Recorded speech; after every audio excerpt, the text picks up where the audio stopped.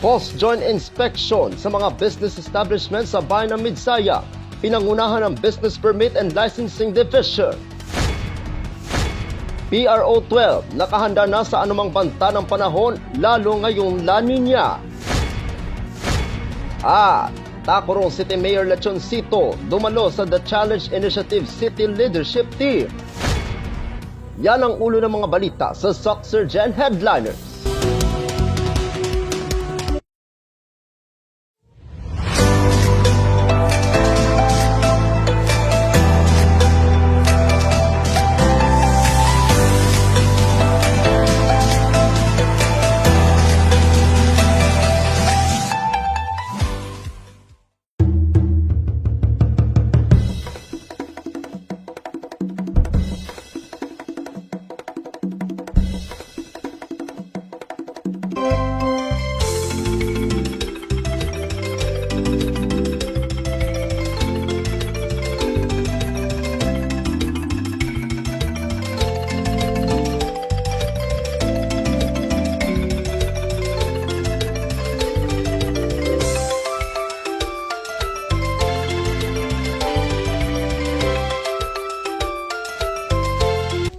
Magandang araw, South Central Mindanao. Narito na ang mga pangunahing balita sa Soxurgen Headliners ngayong Mayo 30, taong 2024. Post-joint inspection sa mga business establishments sa bayan ng Midsaya, pinangunahan ng Business Permit and Licensing Division. Narito ang ulat. Upang masiguro na rehistrado at lehitimo ang lahat ng negosyo sa bayan ng Midsaya, nagsimulang magsagawa ng post-joint inspection ang lokal na pamahalaan ng Midsaya na pinangunahan ng Business Permit and Licensing Division. Kasama sa naturang joint inspection ng Municipal Treasurer's Office, Municipal Engineering Office, Municipal Environment and Natural Resources Office, Municipal Health Office at Municipal Fire Station. Suportado naman ni Midsaya Mayor Rolly Sacdalan ang aktibidad na ito sapagkat ito ay may layuning masiguro ang legalidad ng bawat negosyo sa bayan at ito naman ay alinsunod sa Republic Act No. 11032 o an act promoting ease of doing business and efficient delivery of government services. Ako ang inyong kaibigang Apolinario 30 Valencia para sa Soxurgen Headliners. PRO 12, nakahanda na sa anumang banta ng panahon lalo ngayong La Nina. Narito ang ulat.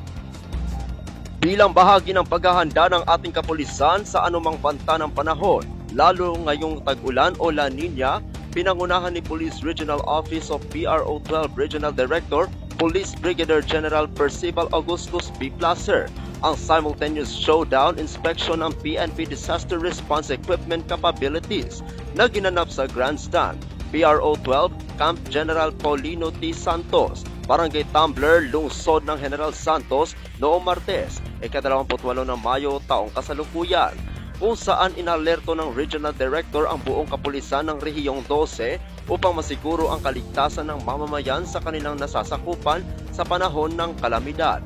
Bukod dito, nakahanda at nakabantay na rin ang mga kapulisan ng PRO 12 na may pagsasanay sa search, rescue and retrieval operations.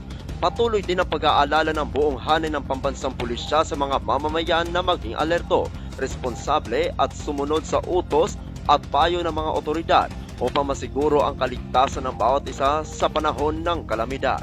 Ako ang inyong kaibigang Apolinario 30 Valencia para sa Soxurgen Headliners.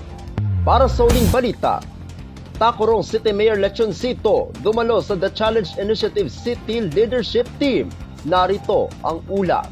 Dumalo si Tacurong City Mayor Joseph George L. Lechoncito, MDDPA sa pagpupulong ng The Challenge Initiative o TCI City Leadership Team o CLT noong ika-24 ng Mayo taong kasalukuyan sa Mayor's Conference Hall, New Executive Building sa City Hall Compound. Ang CLT ay tumatalakay sa usapin sa mga paraan kung paano ipatupad na epektibo ng TCI sa mga mataong lugar na komunidad sa lungsod.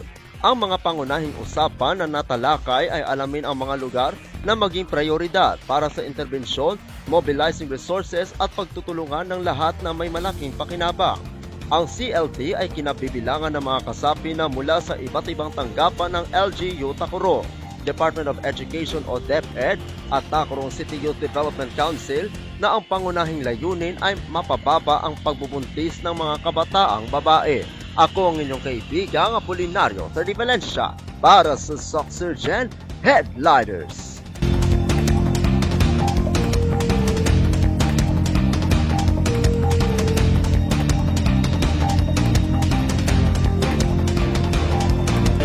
Atin ang kabuuan mga balita sa araw na ito.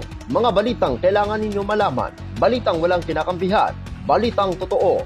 Balitang may dalang aral at inspirasyon. Ito ang Soxurgen Headliners. Hanggang bukas, maraming salamat at magandang araw, kaibigan.